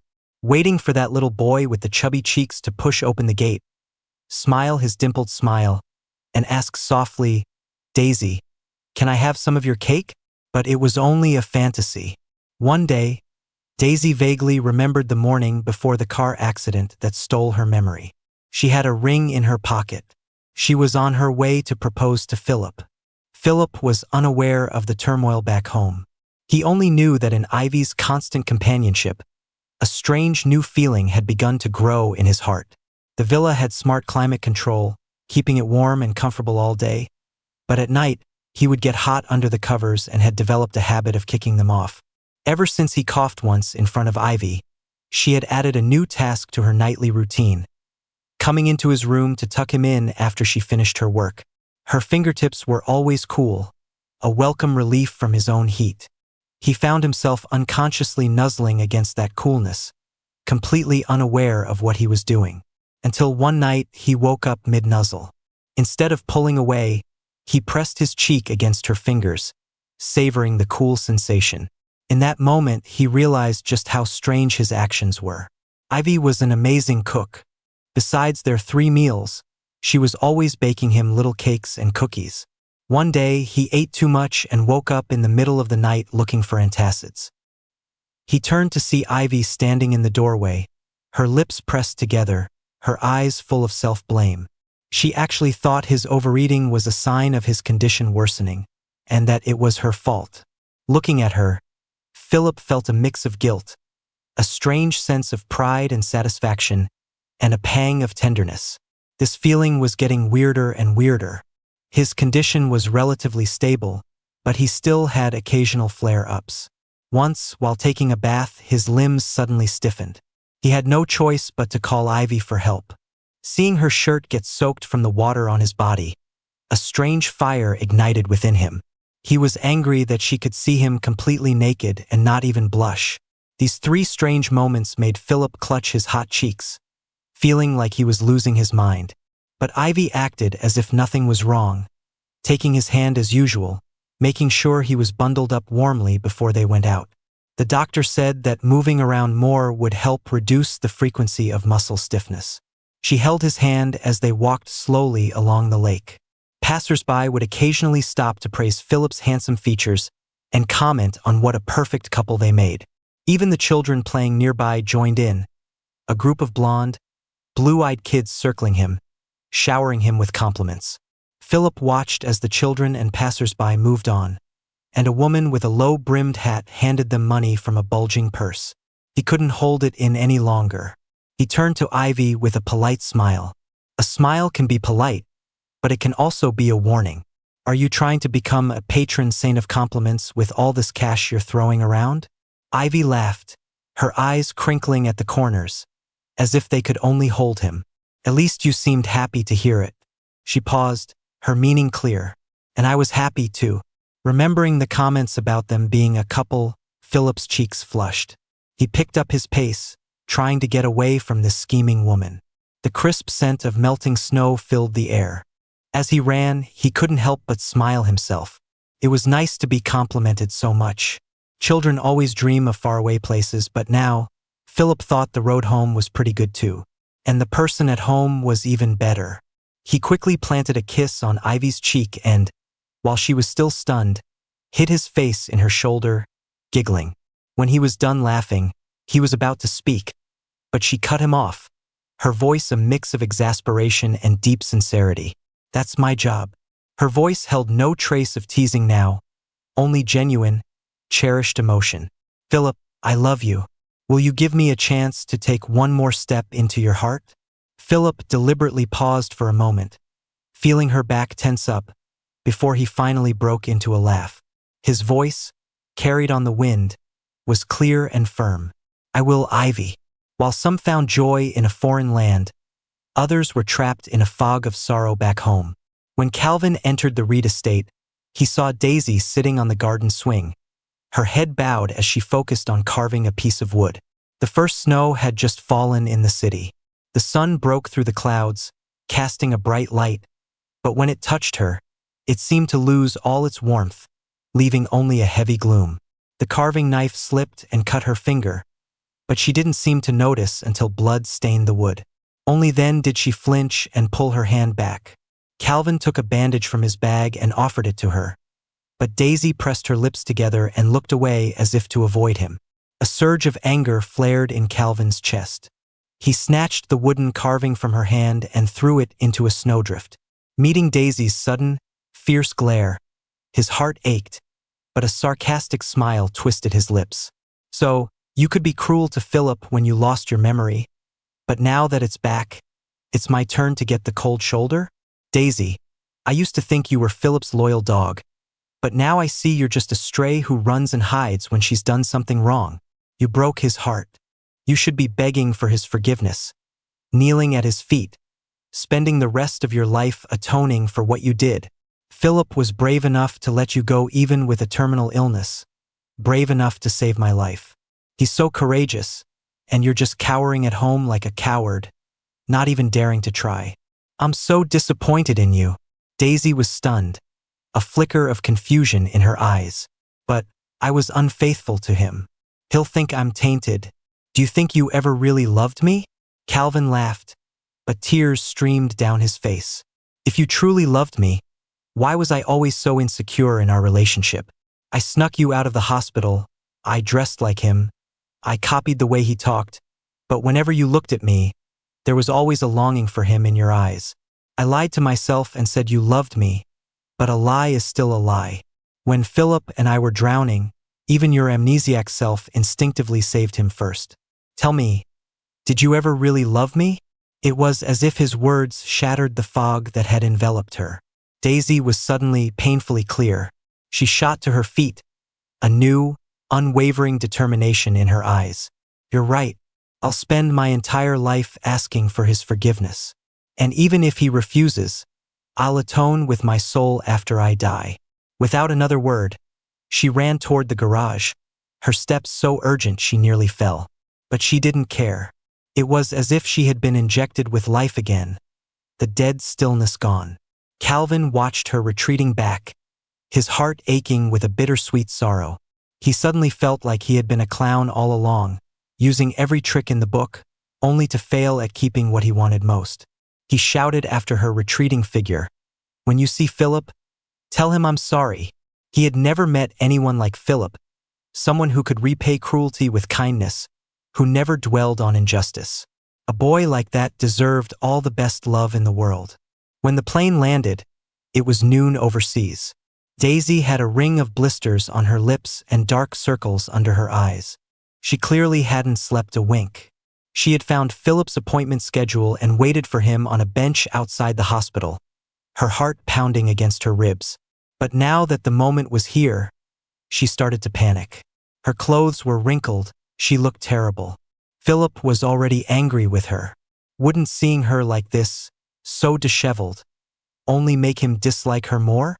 But all her worries were replaced by a sharp, nameless fear the moment she saw Phillip walk out of the hospital. The cold wind rustled his hair. He was much thinner, so fragile it seemed a strong gust of wind could shatter him. He looked in her direction, a flicker of surprise in his eyes, followed by a clean, pure smile. "What are you doing here?" he asked, then glanced behind her. "Are you here with Calvin? Where is he?" Daisy's heart sank, a bone-deep chill creeping up from her feet. Why didn't Phillip hate her? She couldn't even forgive herself for what she had done. It wasn't in his nature to be so calm and forgiving. Unless he just didn't care anymore. The thought nearly suffocated her. She took 2 quick steps forward but stopped just short of touching him. "Philip, I came to apologize." Philip looked at her expression, heard the familiar name, and it took him a moment to realize. She had regained her memory, but he didn't understand why she was apologizing. By all accounts, she should be living her happy life with Calvin. He was silent for only a moment before shaking his head. "You don't need to apologize to me. I know Calvin is very important to you," he said, his voice calm. "So when I decided to let you go, I never planned on holding a grudge." Daisy's mouth opened and closed uselessly. She instinctively reached for his wrist. "Philip, you're just saying that to hurt me, right? You hate that I chose Calvin when I lost my memory. You're angry that I blamed you and hurt you for his sake. So you're saying these things to make me suffer, right?" All her carefully prepared apologies were forgotten, replaced by a wave of sheer panic. But before her hand could even touch the sleeve of his coat, it was pushed away by a force from behind. "Daisy, I can't believe you have the nerve to show your face here." Ivy's voice was cold, her gaze like ice. Phillip saw the danger in her eyes and quickly took her hand, looking up at her with an apologetic smile. "Ivy, is the car ready? Let's go." He started to lead Ivy away, then turned back to Daisy, his tone tinged with helplessness. "Daisy, I'm really not angry with you, and I don't need your apology. The best way you can repay me is to go be happy with Calvin." Phillip meant it. In his past life, when he was diagnosed with ALS after their marriage, it was Daisy who stayed by his side, who cared for him. Even if it started as a sense of duty, she was with him until the end. Many of the choices he made in this life were to repay that debt. Since he was the one who chose to let her go, he naturally felt no resentment. He was happy with his life now and didn't want it to be disturbed. But he had underestimated Daisy's stubbornness. A few days later, she bought a house near their villa and moved in. Ignoring Ivy's murderous glares, she would come over every day, trying to win him over just like she used to, saying she would earn his forgiveness through her actions. Phillip told her countless times that he didn't hate her, but Daisy would just look at him with a patient expression. "You're right, so nothing has changed between us. I'm just interacting with you the way I always have." She even started learning to cook. Crab curry with bread, beef bourguignon, pan-seared prawns, a full spread. Phillip dipped a chopstick in one of the sauces and tasted it. It wasn't bad. He smiled knowingly, his voice flat. "You never even stepped into a kitchen before you lost your memory. You've gotten pretty good. Looks like Calvin was a good teacher." Completely ignoring the way Daisy's face paled, he continued, "He must miss you back home. You should go back soon." "That's not—" Daisy started to protest, but Ivy cut her off. "Phillip, it's time to eat." Ivy set out his silverware, then looked at Daisy with a smirk. "Were you planning on staying for dinner?" Daisy immediately turned to Phillip, her eyes pleading. "Will you let me stay and eat with you?" Phillip refused without a second thought. "You should go home. Someone is waiting for you there. But all this food I made—" "I'm sorry," Phillip said, letting Ivy serve him. His tone was apologetic but firm. "I'm sick, and the doctor has me on a very strict diet. I can't eat any of this." Daisy felt a sharp pain in her chest, as if a needle had pierced her heart. "And please stop bothering me." Phillip looked up, his eyes clear. "We used to be boyfriend and girlfriend, but I have a girlfriend now. We can't go back to the way things were." He frowned slightly. "You coming here every day is disrupting my life with my girlfriend." Daisy's hands, hanging by her sides, trembled uncontrollably, but her voice was stubborn, convinced he was just being difficult. "You can't fool me." Her gaze was so intense it felt like it could burn a hole in his face. Phillip sighed and tilted his head slightly. Ivy, who had been standing by his side, leaned in and kissed him. It was a possessive kiss, one that left no room for doubt.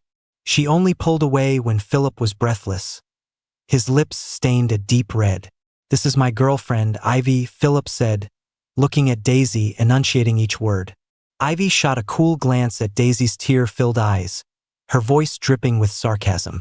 It seems so exhausting for Phillip to have to explain things to you. I really don't know how you two ever managed in the past. Daisy didn't remember how she left the villa. Phillip's calm face, the image of him and Ivy kissing, and his teasing words to Ivy as they turned away. That's a whole lot of jealousy you've been bottling up, trying to pickle yourself. Played on a loop in her mind. The pressure in her chest was suffocating.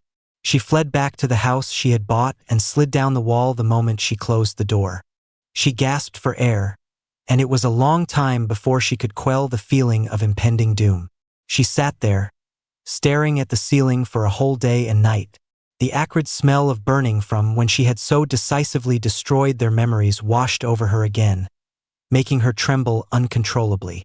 It wasn't until she saw the flicker of flames that she realized. The entire villa was engulfed in fire. In the chaos, she thought she saw her cold, amnesiac self again, reaching out to choke Phillip. His shallow breaths on the back of her hand made her soul tremble. The past and present overlapped in the flames, and a wave of overwhelming terror washed over Daisy. Phillip! Phillip! She frantically pushed aside a burning beam that had fallen in front of her, oblivious to the fact that the flames were searing her palms. She stumbled out of the villa, completely distraught. She had to see Phillip. Only when she saw him with her own eyes would the heart that was lodged in her throat finally settle. Outside their villa, she screamed his name until her voice was raw, and the heavy gate finally swung open. Before she could feel a moment of relief, a fist slammed into her face. She staggered back against the cold gatepost and looked up into Ivy's icy eyes. You're lucky this fire didn't kill you. Right now, Daisy didn't care about the fire. She just wanted to push past this woman and get into the house. Let me see Phillip. Another punch flew at her, grazing her jaw. Ivy's eyes were blazing with fury, the veins on her arms bulging. Daisy, do you remember the fire at your family's house? The one you were so sure Phillip started to hurt your precious Calvin? When you laid a hand on him then, you deserve to burn for what you did to him. The punches rained down, and the taste of blood filled Daisy's mouth. She clenched her fists to fight back, but then she remembered what she had done to Phillip, and her hands fell limply to her sides. She pleaded, her voice hoarse, "Please, just let me see him for..." Before she could finish, there was a thud from the staircase inside, like something heavy had fallen. Both women's faces changed. Phillip looked innocently at Ivy, who had scooped him up in her arms. His voice was weak from the flare-up. I heard you two arguing and wanted to see what was wrong. He glanced away, muttering, I didn't think I'd have an episode.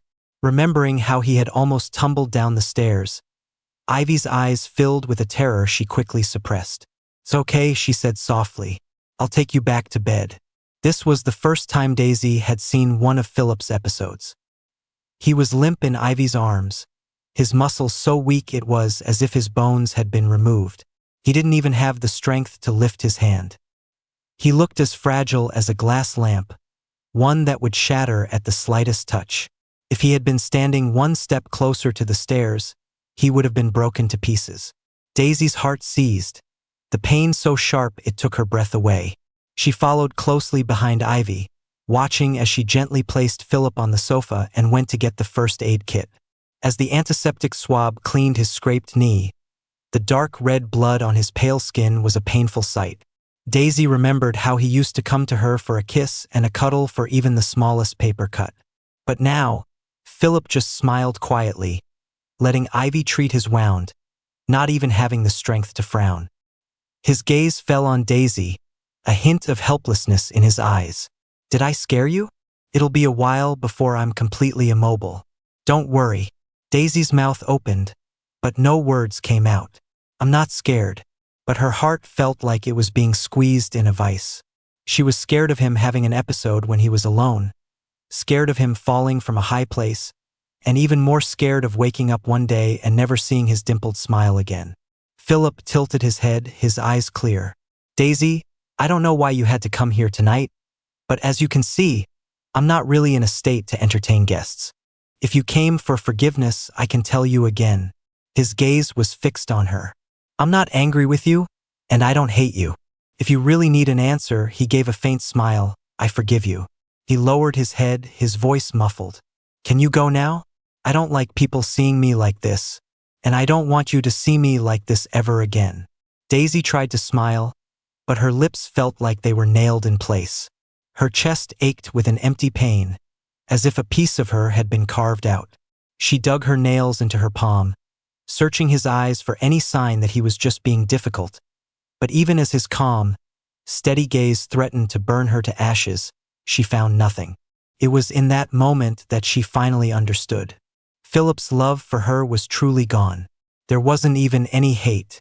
Hate at least would have meant he still cared. But he didn't hate her. He just didn't care at all. The realization was like an ice pick to the heart, making every breath painful.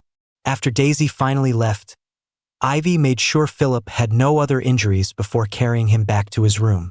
She gently laid him on the bed and tucked him in. Then, as she always did, she picked up the book on his nightstand and began to read to him in a low voice, lulling him to sleep. Philip listened with his eyes closed, but he could hear a faint tremor in her voice. He felt a pang of guilt and said, I want you to sleep with me tonight. I'm always with you, sweetie. Go to sleep. I'll leave once you're asleep. No, Philip insisted. Get in bed. He could feel Ivy stiffen. Certain that he had successfully distracted her from the memory of his near fall, Philip secretly breathed a sigh of relief. Soon, a warm body smelling of clean soap slid in beside him. Philip shifted, snuggling into her arms, and looked up at her with a grin. Don't worry. I'll be careful and I'll listen to the doctors. I'll try to live as long as I can, to spend more time with you. He rested his head contentedly on her chest, listening to her heartbeat as he drifted off. In his sleepy haze, he thought he heard her whisper, Philip, let's get married. He didn't quite process it, and he didn't know if he nodded or not before he fell into a deep sleep. It was only when Ivy started getting busy with wedding preparations that Philip realized he'd been tricked again. But watching her focused, gentle expression as she planned their wedding, he couldn't bring himself to say no. It seemed his words on the night of his episode had worked. Daisy seemed to have finally given up. Philip had received one text from her asking if he was getting married, and then he never heard from her again. Philip's life returned to its peaceful rhythm, with the small change of Ivy moving into his room, her excuse being that it was more convenient for taking care of him. He grumbled to himself, wondering if she was planning on making a move. But every night, Ivy was a perfect lady. Her hands would be folded neatly on her stomach, and she never crossed the invisible line down the middle of the bed. It seemed she really was just there to take care of him. Philip relaxed and enjoyed their daily cuddles, feeling that life had never been so sweet. They would walk hand in hand around the villa, share meals. Philip always insisted Ivy's cooking was the best, buy each other small gifts, and occasionally see a musical, like the world-renowned Indecision. On stage, the leading lady sat alone on a park bench, her voice filled with a poetic melancholy. When you vanish from my sight, your image does not appear in my heart. Is this friendship, or is this love? Philip watched calmly, feeling no particular connection to the words. But for some reason, as his gaze swept across the audience, he thought he saw a familiar figure in the distance, her eyes slightly red. After the show, Ivy went to get the car, and Philip stood in the plaza watching the children play. He was wearing soft white pants. When the wind blew, it looked like a field of ginger lilies blooming around his ankles. In the shadows across the plaza, Daisy watched, her eyes red. She had thought countless times, if only I could do it all over again. No car accident, no amnesia. She wouldn't miss a single moment with him. Then Philip would still be her husband. She wouldn't care about his ALS, in fact. She was sure she could take better care of him than Ivy. But that was all just a fantasy. They could never go back. The children were roughhousing and were about to tumble into Philip. Before he could move, he felt a gentle, almost imperceptible touch guiding him to safety. When he looked around, he was out of harm's way, and there was no one there. Still, Philip whispered to the empty air, "Thank you." When Ivy pulled up, he threw himself into her arms, chattering about his near fall, not mentioning Daisy. On their wedding day, Philip received gifts from Daisy's parents and other relatives, as well as a massive, anonymous inheritance. It was all of Daisy's shares in her family's company. Along with the stock transfer documents came a pair of wooden dolls sitting on a wisteria swing. A jealous Ivy threw them away, and Philip didn't give them a second thought. Guided by the officiant, Philip, dressed in a white suit, looked calmly and peacefully into Ivy's eyes. "In the name of the Father, the Son, and the Holy Spirit, I solemnly swear to take you as my wife, from this day forward, for better, for worse, for richer, for poorer, in sickness and in health, to love and to cherish, until death do us part." As the words were spoken, someone in the audience's eyes went completely dark.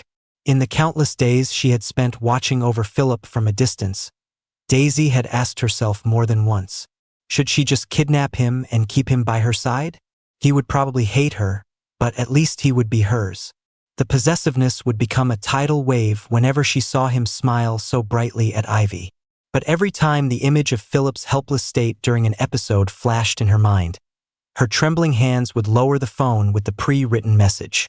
She knew better than anyone that Philip hated people seeing him when he was vulnerable. But he never minded Ivy being there. In fact, he would dependently curl up in her arms. When he was with Ivy, the light in his eyes, the smile on his lips, it was all relaxed and free, without a hint of darkness. She couldn't take that happiness away from him. Daisy remembered that the reason she had fallen for Philip in the first place was simply because she wanted him to always have that sweet smile. That was all. Now that Philip didn't love her anymore, she couldn't give him the happiness he wanted. So, at the very least, she shouldn't destroy the happiness he had. Let it be. She told herself this countless times. She would watch over him until he was married, see him find his own happiness, and then she would gracefully exit his life. But on the day of the wedding, Daisy finally understood the true meaning of heart-wrenching regret. If only she hadn't lost her memory, Philip would have been her husband. If only she had broken free from Calvin's manipulation during her amnesia, maybe Philip would have waited for her a little longer. In the end, she had no one to blame but herself. She clutched the wooden dolls Ivy had thrown away and fled the wedding like a deserter. Back in her home country, she didn't go to her parents' house. She went straight to the mountain monastery where she had fallen from the cliff. Daisy bowed deeply to the abbot. "If I trade the rest of my life for a chance in the next, is it possible?" The abbot looked at her with compassionate eyes, his voice calm. "Seeker, the cause is the effect, and the effect is the cause. You pray for a next life, but how do you know that this life is not what you prayed for in a past one?" At first, Daisy didn't understand. Not until an ordinary night. She was scrolling through social media and saw a new video of a puppy that Philip had posted. As she watched, a heavy drowsiness suddenly washed over her. In a trance, she saw a completely different life, as if she were a spectator. In that life, her parents had forcibly brought her home. She regained her memory much sooner, and she married Philip as planned. Shortly after the wedding, Philip was diagnosed with ALS, but unlike in this reality, he didn't feel like a burden. Instead, he smiled and said they would face it together. She heard herself say to him, "Our love is strong enough. We won't be defeated by hardship. No matter what lies ahead, I'll be with you." The words were full of devotion, but only the observing Daisy knew that when she said them, her heart was already a dead sea. Calvin was dead. Her kindness to Philip was just a fulfillment of her duty. She carried him on her back, making pilgrimages to every temple mountain, pressing his hand to the stone carvings of the word life, praying for his longevity. But no one knew that after every mountain, she would find a hidden spot and write a prayer for Calvin's peaceful passage. She prayed that in his next life, he wouldn't die for her, that they could have a different ending. After Philip passed away, she burned all the prayers she had written for Calvin. In the swirling flames, a serene, authoritative voice said, "As you wish." The scene shifted. It was Philip, reborn, calmly telling his assistant not to call a doctor to restore her memory. Daisy gasped for air, waking from the dream. The endless night enveloped her, her limbs numb as if gnawed by ants, a deep tremor shaking her soul.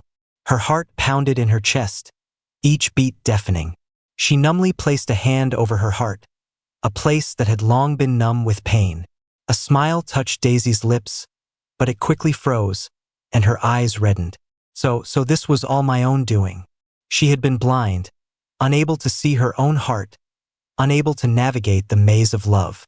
She had brought all this suffering upon herself. The next morning, Daisy found the abbot again and said calmly, "I would like to take my vows." The abbot clasped his hands together. "As you wish. May I choose my own monastic name?" "You may. Then call me Phillip's Peace.